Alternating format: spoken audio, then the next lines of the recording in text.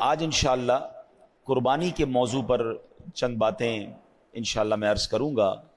یہ واقعہ قربانی بھی سنیں گے اور پھر قربانی کے کچھ احکام بھی ہم سمجھنے کی کوشش کریں گے، مگر اس سے پہلے درود پاک کی فضیلت پر بڑی پیاری حدیث پاک سرکار مدینہ راحت قلب و سینہ صاحب معطر پسینہ صلی اللہ تعالی علیہ وسلم کا فرمان عافیت نشان ہے: اے لوگو، بے شک بروز قیامت اس کی دہشتوں اور حساب کتاب سے جلد نجات پانے والا شخص وہ ہوگا جس نے تم میں سے مجھ پر دنیا کے اندر بکثرت درود شریف پڑھے ہوں گے۔ یعنی قیامت کے دن جلدی فارغ، جلدی مشکل سے نکلنے والا، ڈیفیکلٹی سے جان چھوٹ جائے گی جس نے دنیا میں کثرت سے درود پاک پڑھے ہوں گے۔ اور ہم الحمدللہ ہر جمعے ہی تقریباً یہ حدیث پاک سنتے ہیں کہ جس کا مضمون ہے کہ جو کوئی شخص جمعہ کے دن 200 بار درود پاک پڑھے، حدیث پاک کے مضمون کے مطابق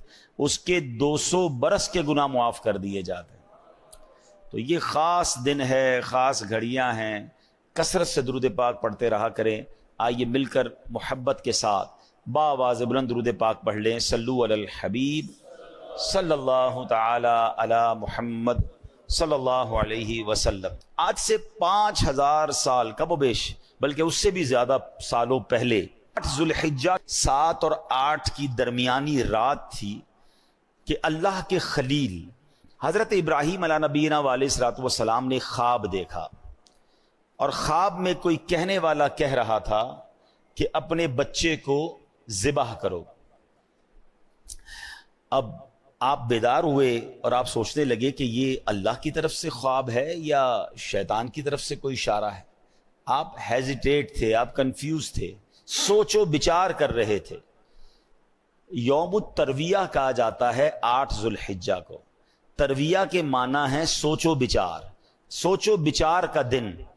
8 ذوالحجہ حضرت ابراہیم علیہ السلام سوچ بچار میں رہے، اس لیے اس کو یوم الترویہ کہا جاتا ہے۔ پھر 8 اور 9 کی رات، یعنی جس کو 9ویں رات کہتے ہیں، حضرت ابراہیم علیہ السلام نے پھر خواب دیکھا۔ پھر آپ کو خواب میں یہی بتایا گیا کہ آپ نے اپنے بیٹے کو ذبح کرنا ہے۔ اب آپ نے پہچان لیا کہ یہ اللہ کی طرف سے حکم ہے، یہ آرڈر اللہ کی طرف سے آیا ہے۔ اس لیے 9 ذوالحجہ کو یوم عرفہ کہا جاتا ہے۔ عرفہ کے معنی ہے پہچاننا، یعنی پہچاننے کا دن۔ لوگ حاجی 9 ذوالحجہ کو یوم عرفات میں جاتے ہیں، ہم یوم عرفہ کہتے ہیں۔ ایکچولی اس نام کی وجہ یہ ہے کہ حضرت ابراہیم علیہ السلام اس دن پہچان گئے کہ یہ اللہ کا حکم ہے۔ اور 10 ذوالحجہ کو یوم النحر کہا جاتا ہے، ذبح کا دن۔ تو یہ اس لیے کہا جاتا ہے کہ حضرت ابراہیم علیہ السلام نے اس دن حضرت اسماعیل علیہ السلام کو ذبح کرنے کا ارادہ کر لیا اور آپ چل پڑے ذبح کرنے کے لیے، اس لیے اس کو یوم النحر کہا جاتا ہے۔ ٹھیک ہے، پہلے یہ بات یاد رکھیے۔ اچھا، یہاں ایک میں شرعی مسئلہ بیان کر دوں کہ اگر آج کسی کو خواب میں کوئی ایسی بات آ جائے کہ اپنا بیٹا ذبح کر دیں یا فلاں چیز قربان کر دیں یا فلاں، یعنی یاد رکھیے ہم عام انسانوں کا خواب حجت اور دلیل نہیں ہوتی ہے۔ ہم میں سے کوئی بھی ایسا خواب دیکھ کر کوئی بھی ایسا کام کرے گا وہ گناہگار ہوگا۔ انبیاء کے خواب وحی ہوتے ہیں۔ ہمیں خواب میں کچھ بھی دکھ جائے، کوئی بھی آ کر کہہ دے، اگر وہ حکم شریعت سے ٹکراتا ہے تو ہم خواب پر عمل نہیں کریں گے۔ ٹھیک ہے نا؟ مثال کے طور پہ کسی کو اس کی مرحوم والدہ خواب میں آ جائیں اور وہ خواب میں آ کر کہیں کہ بیٹا نماز پڑھو، تو اچھی بات ہے بھائی، نماز پڑھے ہیں، صدقہ و خیرات دو، اچھی بات ہے، خواب میں آیا چلے دے دیں۔ ماں خواب میں آ کر یہ بولے بیٹا نماز نہ پڑھو، تو اب خواب نہیں مانیں گے۔ ہو سکتا ہے میں نے دیکھا کچھ تھا، سمجھا کچھ تھا۔ خواب میں تو ویسے بھی بہت ساری چیزیں دیکھ رہے ہوتے ہیں جو ہمیں بعد میں اٹھ کے سمجھ نہیں آ رہی تھی کیسے ہو سکتا ہے۔ تو آپ بات سمجھ رہے ہیں؟ تو اس واقعے کے بعد کوئی شیطان ہے نا، کسی کے دماغ میں یہ بات ڈال دے کہ جب حضرت ابراہیم کو خواب آیا تھا وہ بھی چلے بیٹا ذبح کرنے، ہم بھی چلتے ہیں۔ تو ایسا ہم انسانوں کے لیے، عام مسلمانوں کے لیے ایسا نہیں ہوتا، یہ بات سمجھ لیجئے گا۔ اچھا، اب ذرا سمجھیے گا، یہ کوئی چھوٹی قربانی نہیں تھی اور یہ پہلی قربانی بھی نہیں تھی۔ حضرت ابراہیم علیہ الصلوۃ والسلام کی سیرت میں اتنی قربانیاں ہیں اور ایسی ایسی قربانیاں ہیں کہ عقلیں حیران ہو جاتی ہیں۔ سب سے پہلے یہ سمجھنا ہوگا کہ حضرت ابراہیم علیہ الصلوۃ والسلام کو حضرت اسماعیل علیہ السلام ملے کیسے؟ آپ کے بیٹے ہیں نا، آپ کو پتہ ہی کتنی ایج میں حضرت اسماعیل علیہ السلام پیدا ہوئے؟ حضرت ابراہیم علیہ السلام کی عمر ہو گئی تھی 99 سال. وہ 99 سال کی عمر تک دعائیں کرتے رہے، یا اللہ بیٹا دے دے، یا اللہ بیٹا دے دے. اور دعا کیا ہوتی تھی؟ اسمع یا ایل، اسمع یا ایل. اس کے معنی کیا ہے؟ عربی زبان کا لفظ ہے اسمع، تو معنی بنے اے اللہ سن لے. اسمع معنی سن لے، اور ایل کے معنی یہ عبرانی زبان کا لفظ ہے، اس کے معنی ہے پروردگار، خدا.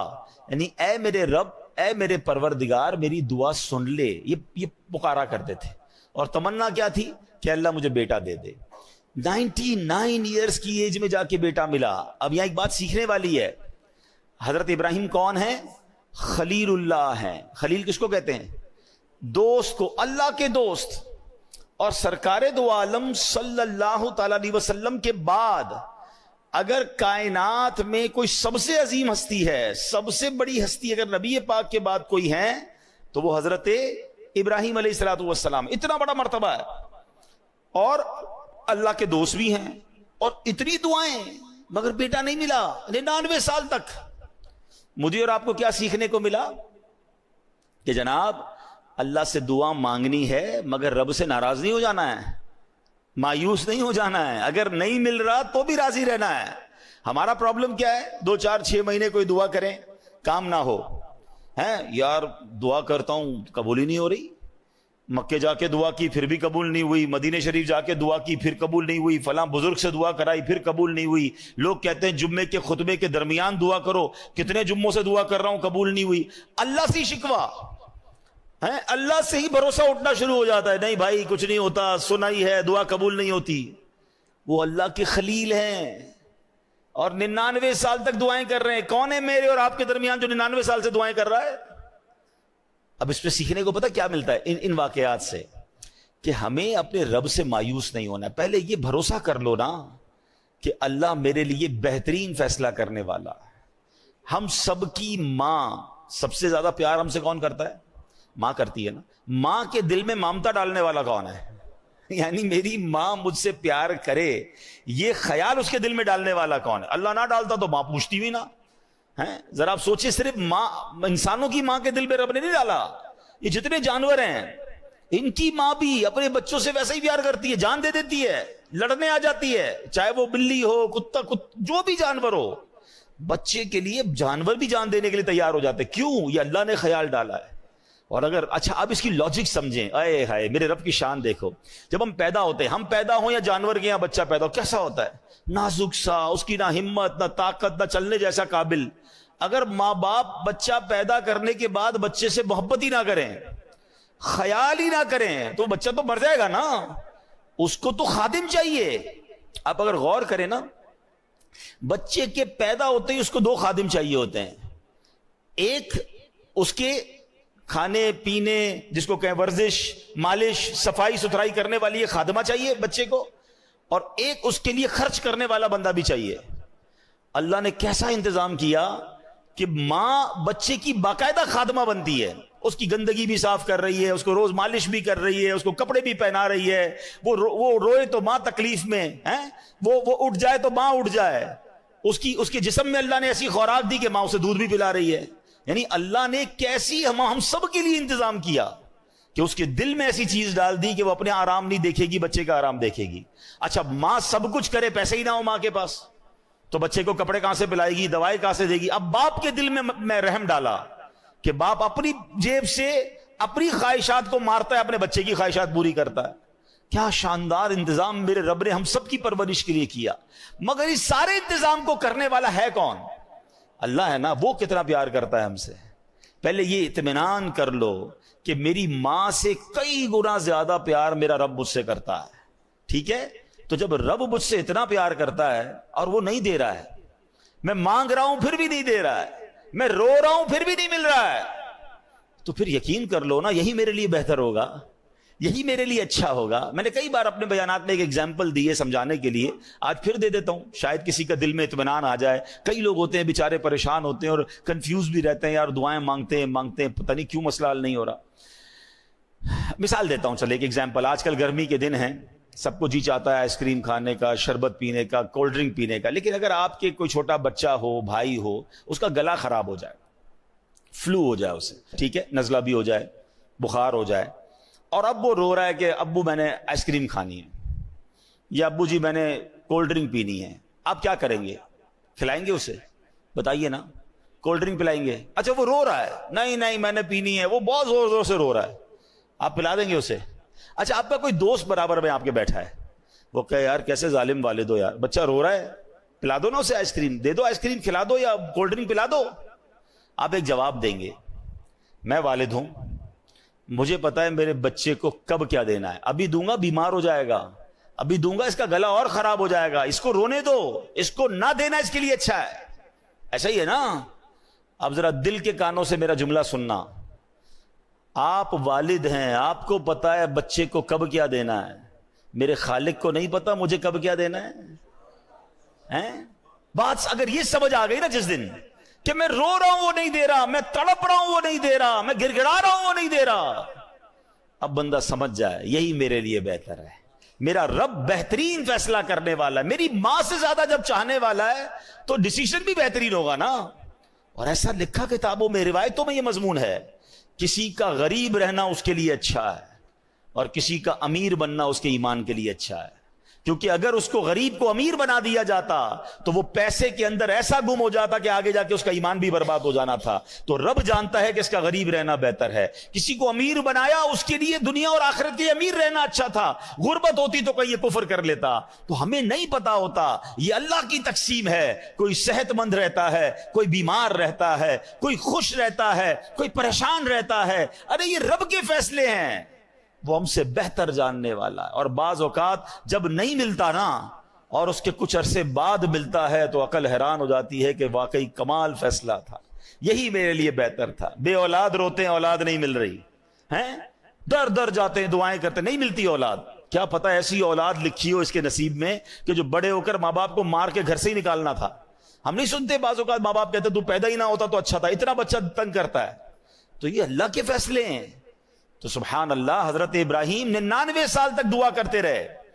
اب جب دعا ہو گئی، حضرت اسماعیل مل گئے. اب مجھے بتاؤ جس کو 15-20 سال بعد اولاد ملے تو وہ کتنا پیار کرتا ہے اپنے بچے کو، گود سے لگائے رکھتا ہے کہ اب تو پیر بھی زمین پر نہ رہے ہیں. مگر پہلا امتحان کیا تھا کہ اس دودھ پیتے بچے اور اس کی ماں کو ایک ایسے صحرا میں چھوڑ کر آ جاؤ کہ جہاں کوئی آبادی نہیں ہے.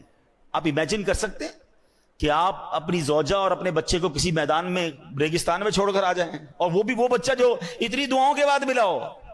مگر اللہ کا حکم تھا آپ چھوڑ کر آ گئے. وہ واقعہ طویل ہے، پھر کسی دن اس کو ڈسکس کریں گے. آپ نے سنا ہوگا کہ کس طرح بی بی ہاجرہ جو ہے صفا مروہ کے درمیان دوڑی، کس طرح حضرت اسماعیل کے قدموں سے زمزم جاری ہوا، اور پھر کس طرح مکہ آباد ہوا. سبحان اللہ. مگر پہلے قربانی تو سوچو کیسی تھی کہ ماں ہے، بچہ ہے، تھوڑا سا پانی اور کھانا ہے اور وہ ختم ہو گیا، اور اب کچھ نہیں ہے مگر اللہ پر بھروسہ ہے.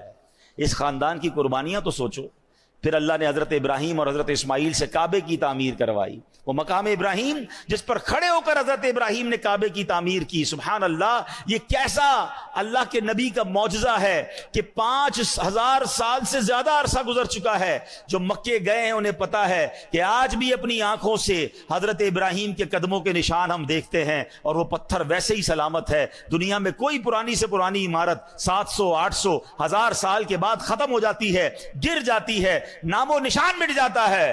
یہ 5000 سال سے زیادہ عرصہ ہو گیا ہے. یہ پتھر کھلے آسمان تلے موجود رہا. علماء کہتے کہ ہزاروں بارشیں دیکھی، ہزاروں آندھیاں دیکھی، ہزاروں موسم کی تبدیلیاں دیکھی، مگر حضرت ابراہیم کے قدموں کے نشان ویسے کے ویسے موجود ہیں. اور قرآن میں رب نے فرمایا وَاتَّخِذُوا مِن مَّقَامِ إِبْرَاهِيمَ مُصَلَّى، اور ابراہیم کے کھڑے ہونے کی جگہ کو اپنے لیے نماز کی جگہ بنا لو. اللہ اکبر. یہ مقام ہے حضرت ابراہیم، حضرت اسماعیل اور بی بی ہاجرہ رضی اللہ تعالی عنہا کا. لیکن ایک امتحان نہیں تھا. اب یہ والا امتحان جو میں نے آپ کو خواب سنایا کہ اپنے بیٹے کو ذبح کرو. اچھا، اب حضرت ابراہیم علیہ السلام نے اپنی زوجہ سے کہا کہ بیٹے کو تیار کر دو. حضرت اسماعیل کو تیار کیا، اور اب کمال یہ ہے کہ چلے قربان کرنے.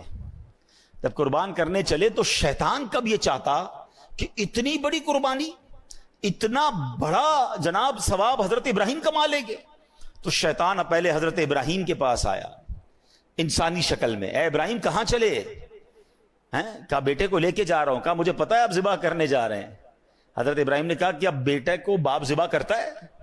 کہا مجھے پتا ہے آپ کو اللہ کا حکم ملا ہے. آپ نے فرمایا پھر اللہ کا حکم ہے تو میں اس پر راضی ہوں. شیطان مردود وہاں سے جا کر حضرت بی بی ہاجرہ کے پاس جاتا ہے. اب ماں کتنا پیار کرتی ہے بچے سے, وہ بھی بچہ وہ جو اتنی دعاؤں کے بعد ملا ہو. آپ کو پتا ہے حضرت اسماعیل کی عمر کتنی تھی اس وقت؟ ایک روایت کے مطابق 7 سال اور ایک روایت کے مطابق 13 سال. کیا عمر ہوتی ہے یہ؟ حضرت ہاجرہ کے پاس جا کر کہتا ہے اے ہاجرہ تمہیں پتا ہے تمہارے شوہر بیٹے کو کہاں لے جا رہے ہیں؟ تو کہاں لے جا رہے ہیں؟ کہا ذبح کرنے لے جا رہے ہیں. کہا کیا باپ بیٹے کو ذبح کرتا ہے؟ کہاں اس لیے ذبح کر رہے ہیں کہ اللہ کا حکم ہے. بی بی ہاجرہ کہتی ہے اگر میرے رب کا حکم ہے تو پھر ہم راضی ہیں. کیا گھرانہ ہے یہ. اب حضرت اسماعیل کے پاس چلا گیا شیطان, چھوٹی عمر ہے. کیا ہے بیٹے تمہیں پتا ہے تمہارے والد کہاں لے جا رہے ہیں؟ کہاں لے جا رہے ہیں؟ میرے والد تو کہیں مجھے کسی سے ملانے لے جا رہے ہیں, تیار کروایا تھا نا. کہ نہیں تمہیں ذبح کرنے لے جا رہے ہیں. کہتے ہیں کیا باپ بیٹے کو ذبح کرتا ہے؟ کہاں اس لیے ذبح کر رہے ہیں کہ اللہ کا حکم ہے. حضرت اسماعیل کہتے ہیں رب کا حکم ہے تو پھر میں بھی راضی ہوں. یہ لوگ تھے. ہاں اب کمال یہ ہے کہ اب حضرت ابراہیم علیہ السلام کو جب وہ سامنے آیا نا شیطان, تو فرشتوں نے کہا اس کو کنکر مارے ہیں. آپ نے ایک بار کنکر مارے, تھوڑا آگے گئے فرشتے نے کہا پھر کنکر مارے, آپ نے پھر پتھر مارے, پھر آگے گئے پھر کنکر مارے. یہ جو آج حاجی جمرات کی رمی کرتے ہیں شیطان کو کنکر مارتے ہیں, اللہ نے حضرت ابراہیم خلیل اللہ اپنے خلیل کی وہ ادا ایسے باقی رکھی ہے کہ جب تک شیطان کو کنکر نہیں ماریں گے حاجیوں کا واجب ادا نہیں ہوگا. اللہ اکبر. پتا چلا کہ رب نے اپنے پیارے کی ادا کو کیسے باقی رکھا ہے. اچھا اب جناب کیا ہوا, حضرت ابراہیم علیہ السلام نے تو ایک اور کمال یہ کیا کہ اپنے بیٹے سے پھر مشورہ بھی کر لیا. اور یہ جو کانورزیشن ہے, یہ جو بات چیت ہے باپ بیٹے میں, اللہ نے اس کو قرآن میں ذکر کیا ہے. حضرت ابراہیم علیہ السلام اپنے بیٹے سے پوچھتے ہیں یا بنیا انی ارا فی المنام انی اذبحک فانظر ماذا ترى. وہ کہتے ہیں کہ اے میرے بیٹے میں نے خواب دیکھا کہ میں تجھے ذبح کرتا ہوں, اب تو دیکھ تیری کیا رائے ہے. ہیں بیٹا تو بتا تیری کیا رائے ہے. پوچھ لیا آپ نے ڈائریکٹ. اب حضرت اسماعیل کا ذرا جواب سنیں, کیسا بیٹا ہے یہ, کیسی تربیت ہے. حضرت اسماعیل کہتے ہیں یا ابت افعل ما تؤمر, اے میرے والد کیجئے جس کا آپ کو حکم ہے.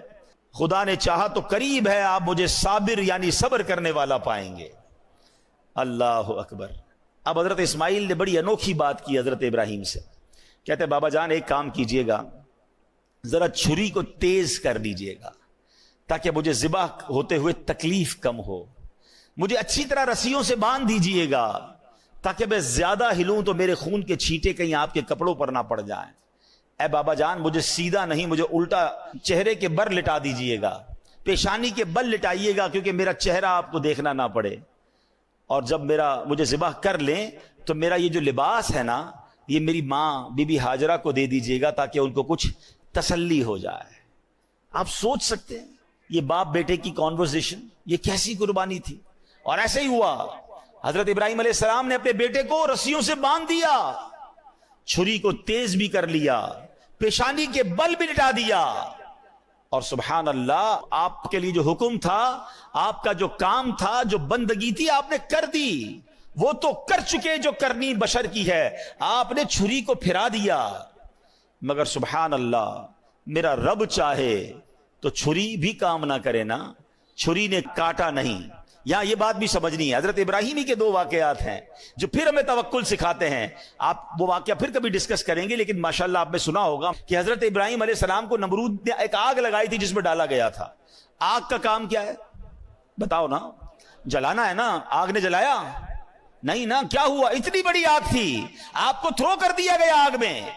اور 1-2 منٹ نہیں, آپ ایک روایت کے مطابق 7 دن اور ایک روایت کے مطابق 40 دن اس آگ میں رہے, مگر آپ کا بال بھی بیکا نہیں ہوا.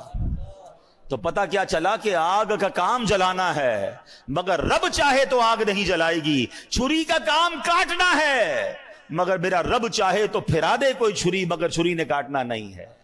ہیں تو پتہ یہ چلا کہ اگر آج بھی، اب یہ ہمارے لیے پھر پیغام ہے، ہم بہت ساری چیزیں کیلکولیٹر سے چل رہے ہوتے ہیں، بہت ساری چیزیں کیلکولیشن سے چل رہے ہوتے ہیں کہ یار یہ ہوگا تو پھر یہ ہو جائے گا، یوں کروں گا تو یہ ہو جائے گا، اتنی بڑی مشکل میں ہوں، یار کیلکولیشن بتاتی ہے یہ مشکل نہیں ختم ہوگی، میں یہ قرضے سے نہیں نکل سکوں گا، میں اس پرابلم سے نہیں نکل سکوں گا، ڈاکٹر کہتے ہیں بیماری ایسی ہے کہ بندہ نہیں بچے گا، ہم مایوس ہو جاتے ہیں، ہم اللہ کی رحمت سے مایوس ہو جاتے ہیں۔ ارے میری ایک بات تو سمجھ لو، مشکل کتنی ہی بڑی کیوں نہ ہو، میرے اور آپ کے لیے بڑی ہے، میرے رب کے لیے بڑی نہیں ہے۔ ان اللہ علی کل شیء قدیر، وہ چاہے تو آگ کو باغ بنا سکتا ہے، وہ چاہے تو چھری گلے پہ پھرا دی جائے کاٹتی نہیں ہے۔ ارے میرا رب چاہے تو اندھیرے کنویں سے نکال کر حضرت یوسف کو مصر کا بادشاہ بنا سکتا ہے۔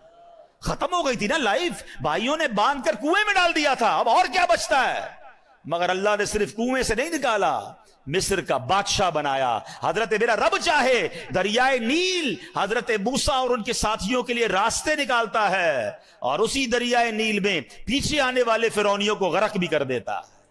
تو اللہ پر بھروسہ رکھو نا، ہم کیوں بھروسہ توڑ دیتے ہیں؟ ہم کیوں مایوس ہو جاتے ہیں؟ لوگ خودکشی کی باتیں کرنے لگ جاتے ہیں، لوگ ڈپریشن کی طرف چلے جاتے ہیں کہ نہیں ہو سکتا۔ ارے حضرت آپ کو نہیں پتا پرابلم بہت بڑا ہے، یقیناً تمہارا پرابلم کتنا ہی بڑا کیوں نہ ہو، میرے رب کی قدرت اس سے بڑی ہے، میرے رب کی نگاہ رحمت پڑنی ہے، تمہارے مسائل حل ہو سکتے ہیں، بس اصل بھروسہ چاہیے۔ علامہ اقبال شاعر مشرق نے کہا نا کہ اگر آج بھی ہو ابراہیم سا ایمان پیدا، there is only one condition، ایمان وہ والا چاہیے۔ اگر آج بھی ہو ابراہیم سا ایمان پیدا، آگ کر سکتی ہے انداز گلستاں پیدا۔ اب کیا ہوا؟ چھری پھرا دی، چھری نے کاٹا نہیں، اور اب اللہ نے حکم دیا حضرت جبریل امین کو، اے جبریل جاؤ اور جنتی مینڈھا لے کر جاؤ۔ اور حضرت جبریل جنت سے مینڈھا لے کر آئے، اور جب لے کر آئے نا تو حضرت جبریل کی آواز کیا تھی؟ اللہ اکبر، اللہ اکبر۔ حضرت ابراہیم اپنے بیٹے کے اوپر جھکے ہوئے ہیں، چھری ہاتھ میں ہے، آسمان کی طرف نظر کی تو دیکھا کہ جبریل آسمان سے آ رہے ہیں۔ آپ سمجھ گئے کہ میرے امتحان کا وقت ختم ہو گیا۔ آپ نے کیا کہا؟ لا الہ الا اللہ واللہ اکبر۔ حضرت اسماعیل جو نیچے لیٹے ہوئے تھے وہ بھی سمجھ گئے، جب تکبیر کی آوازیں سنی تو سمجھ گئے کہ امتحان پورا ہو گیا۔ کہتے ہیں اللہ اکبر وللہ الحمد۔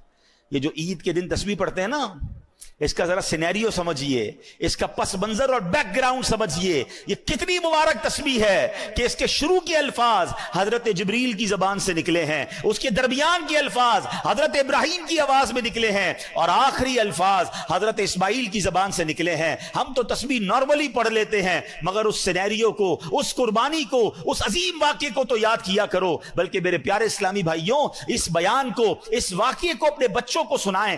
آج ہمارے سامنے تو ہم نے اپنے قربانی کو ایک فیسٹیول بنا دیا ہے، جناب جانور آ رہے ہیں، تصویریں کھنچ رہی ہیں، ہم گھما رہے ہیں، پھرا رہے ہیں، اور ذبح کے بعد جناب پھر اس کی باربیکیو پارٹیاں ہوں گی۔ کون بتائے گا بچوں کو؟ کون یاد کرے گا اس قربانی کو؟ ارے سوچو تو صحیح، 99 سال کی دعاؤں کے بعد بیٹا ملا تھا اور اس کو ذبح کرنے چلے تھے، ہمیں کہا گیا صرف جانور قربان کر دو۔ ذرا سوچیے اگر ہم سے کہہ دیا جائے کہ کم از کم زندگی میں ایک بار سب اپنا اپنا بچہ ذبح کرو، ہم کرتے؟ ہم کر پاتے ہیں؟ یا نماز کے لیے ٹائم نہیں ہے لوگوں کے پاس ہیں؟ فرض حج ہو جاتا ہے تو حج کرنے نہیں جاتے، کون قربانی دیتا؟ سوچئے کتنی آسانی ہمارے لیے، لیکن کیا ہم بھول جائیں گے اس قربانی کو؟ کیا یاد نہیں کریں گے کہ اللہ والوں نے کیسی کیسی قربانیاں دی؟ اللہ ان کے صدقے ہمیں کچھ اپنے معمولات کو سدھارنے کی توفیق عطا فرمائے۔ اب اس تسبیح کو ذرا اس تصور میں تو پڑھیے نا کہ سبحان اللہ، پہلے حضرت جبرائیل کا کہہ رہے ہیں اور پھر حضرت ابراہیم اور آخر میں حضرت اسماعیل مل کر پڑھیں گے اللہ اکبر، اللہ اکبر، لا الہ الا اللہ واللہ اکبر، اللہ اکبر وللہ الحمد، اللہ اکبر، اللہ اکبر، لا الہ الا اللہ واللہ اکبر، اللہ اکبر وللہ الحمد، اللہ اکبر، اللہ اکبر، لا الہ الا اللہ واللہ اکبر، اللہ اکبر وللہ۔ چلے اس تسبیح کا طریقہ بھی سمجھ لیں کہ عید الاضحیٰ کے لیے جب آپ چلیں گے تو آپ نے اس کو بلند آواز سے پڑھنا ہے. جب گھر سے نکلے نماز عید کے لیے تو بقرہ عید میں بلند آواز سے پڑھیں اور عید الفطر میں اس کو پست آواز سے پڑھنا ہوتا ہے. عید کی نماز کے لیے آنے کا ایک اور سنت طریقہ یہ ہے کہ عید کی نماز کے لیے ایک راستے سے آئیں اور دوسرے راستے سے آپ نے واپس جانا ہے. اور سبحان اللہ وہ تو بچہ قربان کرنے گئے تھے اور اللہ نے قربانی کیسے قبول فرمائی, مگر ہم جو جانور قربان کر رہے ہیں اللہ کی مہربانی دیکھیں اس پر ثواب کتنا بڑا عطا فرمایا. حدیث پاک میں آتا ہے قربانی کرنے والے کو قربانی کے جانور کے ہر بال کے بدلے میں ایک نیکی ملتی ہے. جتنے بال ہوتے ہیں جانور پر اتنی نیکیاں ملتی ہیں. ایک اور حدیث پاک, جس نے خوش دلی سے طالب ثواب ہو کر قربانی کی تو وہ آتش جہنم سے حجاب یعنی روک ہو جائے گی. یعنی اگر خوش دلی کے ساتھ بوجھ سمجھ کر نہیں, یا اللہ تیرا شکر تو نے قربانی کرنے کی توفیق دی, اور اللہ کے لیے قربانی ہو, دکھاوے کے لیے نہیں. آج کل تو قربانی کو بھی جناب ایک اسٹیٹس سمبل بنا لیا گیا ہے. میں نہیں کہتا جانور اچھے قربان نہ کریں, بہترین جانور قربان کریں. اللہ نے دیا ہے, مہنگے سے مہنگا جانور قربان کرو, یا اللہ تیری مہربانی تو نے اتنا مال دیا. لیکن وہ اس لیے نہیں کہ شو آف, میں سب سے بڑے جانور لایا ہوں, میرے نام ہوگا, میرا جناب اس کے بعد اس لوگوں میں واہ واہ ہوگی. اگر یہ نیت ہے تو پھر ثواب نہیں ملنا, اللہ کی رضا کے لیے. ہاں ہم پتہ ہے قربانی کے لیے ایک دعا پڑھتے ہیں, میں آگے وہ دعا بھی سناؤں گا, اس میں بھی یہی مقصد ہے. ایک اور بڑی پیاری حدیث پاک, پیارے آقا علیہ الصلوۃ والسلام نے اپنی پیاری صاحبزادی خاتون جنت بی بی فاطمہ الزہرا رضی اللہ تعالیٰ عنہا سے فرمایا, اپنی اے فاطمہ اپنی قربانی کے پاس موجود رہو, کیونکہ اس کے خون کا پہلا قطرہ گرے گا اور تمہارے سارے گناہ معاف کر دیے جائیں گے. قربانی کے وقت قربانی کے پاس موجود رہنا ہے. ہاں اب یہاں یہ سمجھ لیجئے کہ قربانی کس پر واجب ہے, اور واجب ہوتے ہوئے اگر قربانی نہیں کرے گا تو پھر وہ گناہگار ہوگا. بلکہ فتاوی امجدیہ میں ہے کہ اگر کسی پر قربانی واجب ہے اور اس وقت اس کے پاس پیسے نہیں ہیں تو قرض لے کر یا کوئی چیز فروخت کر کے بھی قربانی کرے, یہ ضروری ہے. ٹھیک ہے, اچھا واجب کس پر ہے, اب یہ سمجھ لیتے ہیں کہ قربانی واجب ہونے کے لیے کتنا مال ہونا چاہیے. ہر بالغ مقیم یعنی مسافر نہ ہو, مقیم ہو, مسلمان مرد و عورت مالک نصاب پر قربانی واجب ہے. اب مالک نصاب کون ہوتا ہے؟ اصل چیز تو یہ سمجھنی ہے نا, عقل والا ہو, پاگل نہ ہو, بالغ ہو اور مقیم ہو. اب مالک نصاب کون ہے؟ مالک نصاب ہونے سے مراد یہ ہے کہ اس شخص کے پاس 52.5 تولہ چاندی یا اتنی ہی مالیت کی رقم, یا اتنی مالیت کا تجارت کا مال, یا اتنی مالیت کا حاجت اصلیہ کے علاوہ سامان ہو. آلموسٹ سمجھ لیں کسی کے پاس اتنے پیسے ہوں, یا اتنا مال تجارت ہو, سونا چاندی ہو, یا اپنی حاجت اصلیہ ضرورت کی چیزوں سے زیادہ سامان ہو گھر میں یا کہیں پر, تو اب اس پر, اور جو اگر اس پر جو قرضہ ہو وہ مائنس کرنے کے بعد تو پھر اس پر یہ نصاب باقی رہے گا, تو یہ جناب قربانی اس پر واجب ہو جائے گی. قربانی کے دنوں میں اگر یہ اتنے پیسے ہیں تو اس کو قربانی کرنی ہوگی. اب اس میں ایک اور غلطی لوگ کیا کرتے ہیں, پورے گھر کی طرف سے ایک قربانی کر دیتے ہیں, ایک بکرا لے آئے. نہیں, ہاں اگر آپ مالک نصاب ہیں, آپ پر ہی قربانی واجب ہے تو پھر ٹھیک ہے, آپ ایک بکرا کر لیں یا قربانی بڑے جانور میں ایک حصہ کر لیں. لیکن اگر آپ پورے گھر والوں کی قربانی کرنا چاہتے ہیں تو پھر سب کا حصہ الگ الگ ہونا چاہیے. ایسا نہیں ہو سکتا کہ ایک بکرے میں 4 لوگ حصہ ملا لیں تو کسی کی بھی قربانی نہیں ہوگی, یاد رکھیے گا. ٹھیک ہے, بڑے جانور میں 7 حصے ہوتے ہیں. بلکہ یہاں تو میں مشورہ دوں گا جن کو اللہ نے نوازا ہے وہ اپنے گھر والوں کی, اپنے بچوں کی بھی قربانی کریں. نابالغ بچوں کی قربانی واجب نہیں ہے, مگر اللہ نے دیا ہے تو کرنی چاہیے. ہاں بالغ افراد کی قربانی کریں گے, آپ اپنی زوجہ کی کر رہے ہیں, اپنے بالغ بچوں کی کر رہے ہیں, بھائی بہنوں کی کر رہے ہیں, والدین کی کر رہے ہیں, تو ان سے اجازت لینی ضروری ہوگی کہ بھائی آپ کی قربانی میں کر رہا ہوں. اجازت لیں گے تو پھر ان کی قربانی ہو جائے گی. یا پھر انڈرسٹوڈ ہے ان کو کہ بھائی ہر بار آپ ہی کرتے ہیں, ان کو سب کو پتا ہے ہماری قربانی بھائی یا ابو کرتے ہیں, تو پھر بھی انڈرسٹوڈ ہے تو ٹھیک ہے. اچھا, اسی طرح ایک اور قربانی میں ہم نے بات ذہن میں رکھنی ہے کہ قربانی میں اگر کوئی عقیقے کا حصہ بھی ملانا چاہتا ہے, وہ سمجھتا ہے کہ میرے پاس ایک حصہ ایکسٹرا ہے, اگر کسی کا عقیقہ باقی ہے تو وہ بھی کیا جا سکتا ہے. قربانی میں مشورہ یہ دوں گا کہ اگر جس کو اللہ نے وسعت دی ہے تو سرکار دو عالم صلی اللہ تعالی علیہ وسلم کے ایصال ثواب کے لیے بھی قربانی کرے. آپ کو پتا ہے مینا میں ہمارے آقا مدینے والے مصطفیٰ صلی اللہ علیہ وسلم جب حج فرمایا تھا تو اپنی امت کی طرف سے قربانی کی تھی. ہمارے آقا ہمیں نہیں بھولے تو ہمیں بھی اللہ کرے کہ آپ کے پاس وسعت ہو تو اپنے جانور کا، جو اپنے گھروں میں جتنے جانور آئیں، جو سب سے بہترین جانور ہے، سب سے زبردست، وہ میرے آقا کے نام پر قربان کریں. کروں تیرے نام پہ جاں فدا، نہ بس ایک جاں دو جہاں فدا، دو جہاں سے بھی نہیں جی بھرا، کروں کیا کروڑوں جہاں نہیں. ہمارا جو کچھ ہے اللہ کی عطا سے ہمیں ملا ہے، نبی پاک کا صدقہ ملا ہے، تو ان کے نام پر. اچھا پھر آپ اپنے مرحوم والدین کے لیے، دادا دادی کے لیے، جس کا حصہ ملانا چاہتے ہیں، غوث پاک کے مرید ہیں تو غوث پاک کے نام پر کریں. جس کو اللہ نے جتنی وسعت دی ہے تو یہ حصے بھی اس میں ڈالنے چاہیے، اس میں بھی انشاءاللہ آپ کو برکت ملے گی اور یہ ثواب ملے گا. اچھا اب قربانی کی جو دعا ہے یہ بڑی کمال کی دعا ہے، اور اس دعا میں بھی بڑا زبردست میسج ہے. اللہ کرے کہ ہم یہ دعا کر لیں. ایک دو غلطیاں لوگ کرتے ہیں قربانی کے وقت، وہ بھی سن لیں. چھری کو پہلے سے تیز کر لیں، جانور کو لٹا کر اب چھری تیز ہو رہی ہوتی ہے، اس سے جانور کو تکلیف ہوتی ہے. جانور کو بھی، قربانی کے جانور کو بھی تکلیف نہیں دینی چاہیے. لوگ پہلے جانور گرا دیتے ہیں اور پھر گھسیٹ کر قبلہ رخ کرتے ہیں، یہ بھی اسے تکلیف دینا ہے. بلکہ اس کو پہلے سے ہی قبلہ رخ معلوم کر کے اسی رخ پہ گرایا جائے تاکہ اب اس کو گھسیٹا نہ جائے. اچھا اب جناب جو دعا ہے، کیا خوبصورت دعا ہے.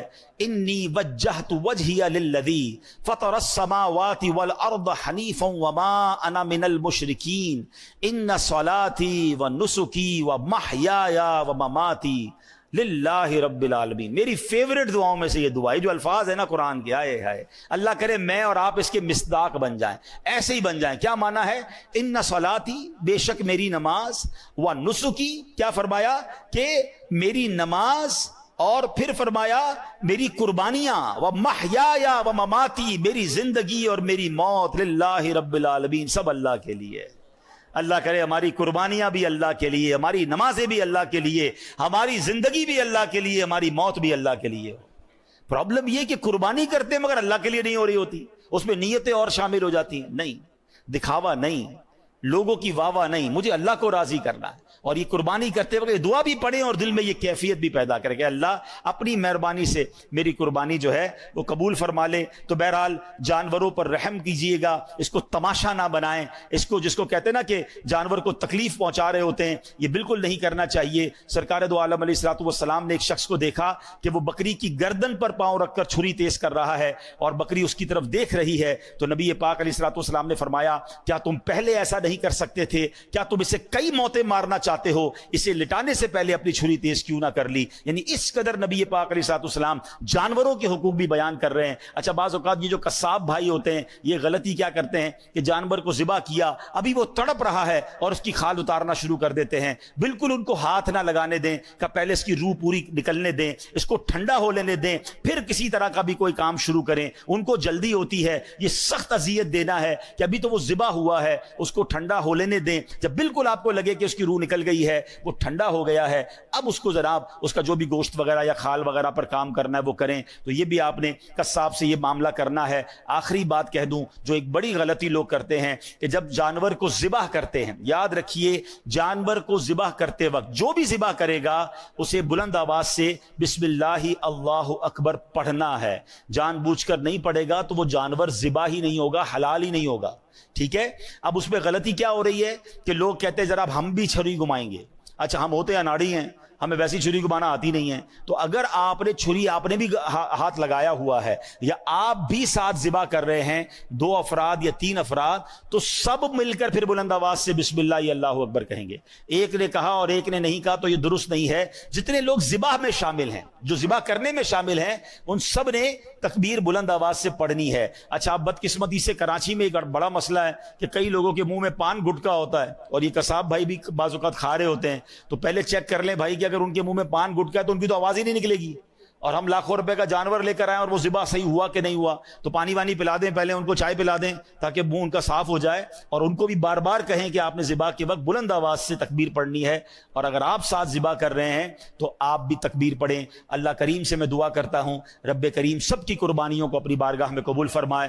آخر میں عرض یہ ہے قربانی ضرور کیجئے، اللہ کے لیے کیجئے، مگر اپنی قربانی کی کھالیں دعوت اسلامی کو دیں. دعوت اسلامی جو دنیا بھر میں دین متین کی خدمت کر رہی ہے، لاکھوں لاکھ حافظ اور علماء بنا رہی ہے، تو اس بار اپنی قربانی کی کھالیں دعوت اسلامی کو دیں. ایک آخری بات اور کر لیتا ہوں کہ دیکھیں لاکھوں روپے کی قربانی کرتے ہیں تو چند 100 روپے خرچ کر کے، 1-2 ہزار روپے خرچ کر کے اس کی صفائی بھی کروا لیں.